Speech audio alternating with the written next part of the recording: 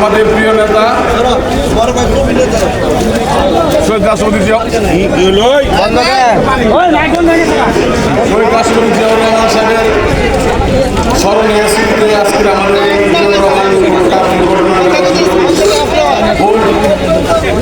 প্রত্যাশিত আমাদের এই টুর্নামেন্টে আমরা গতকালকে শুরু করেছি।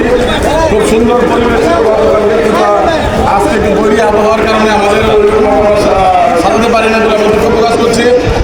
এতক্ষণ মাটির অনেক পানি ছিল, মাটির পানি অনেক থেমে গিয়েছে। 5 মিনিটের মধ্যে খেলা শুরু করে দিব।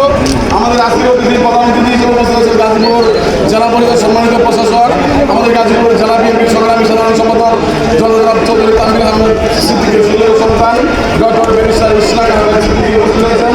উপস্থিত হয়েছে আমাদের আজকের অনুষ্ঠানের উদ্বোধক জনাব মোহাম্মদ নজরুল ইসলাম, নির্বাহী কর্মকর্তা জেলা পরিষদ গাজীপুর। উপস্থিত হয়েছেন কালিয়াকৈর পৌর বিএনপি এবং থানা বিএনপির সভাপতি সাধারণ সম্পাদকবৃন্দ। আমি প্রথমে আহ্বান করবো যে আমাদের আজকের উদ্বোধক সাহেবকে আমরা শুভেচ্ছা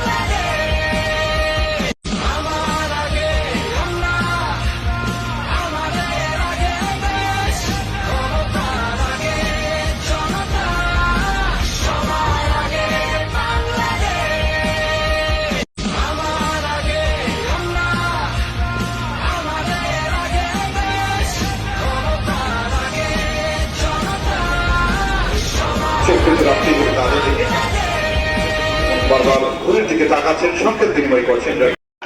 একেবারে চলছে, আবারও লম্বা করে বাড়িয়েছেন বাম প্রান্তিক উদ্দেশ্য 11 নম্বর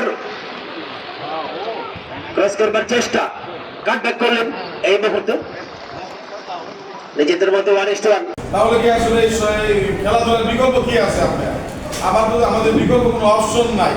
ছোট ছোট বাচ্চারা বিকালবেলা সকালবেলা যদি কেউ ক্রিকেটের মাঠে থাকে, কেউ ফুটবলের মাঠে থাকে, তাহলে তাদের এই মানে নষ্ট হওয়ার সময়টা যেটা হাতে থাকে আর কি, এই সময়টা যদি তারা মাঠে কাজে লাগাতে পারে তাহলে তো আর এই খেলার কোনো সময় থাকে না। আর বাচ্চারা যদি 2 ঘন্টা 3 ঘন্টা মাঠে বসে খেলাও দেখে, কেউ না খেললেও সে খেলা দেখে কেউ 2 ঘন্টা, তাহলে তাদের হাতে যে মোবাইলটা থাকে, মোবাইলটা থেকে তাদের সেটি থেকে রক্ষা করতে পারে, তার চোখ এবং তার দেখা থেকে সে ঠিক রাখতে পারে। আমি মনে করি যে একমাত্র মাদক দ্রব্য সন্ত্রাস এবং বাচ্চাদেরকে মোবাইলের যে আসক্তি থেকে রক্ষা করতে হলে খেলাধুলাকে অবশ্যই বেছে নিতে হবে, গ্রহণ করতে হবে এবং মাঠে থাকতে হবে।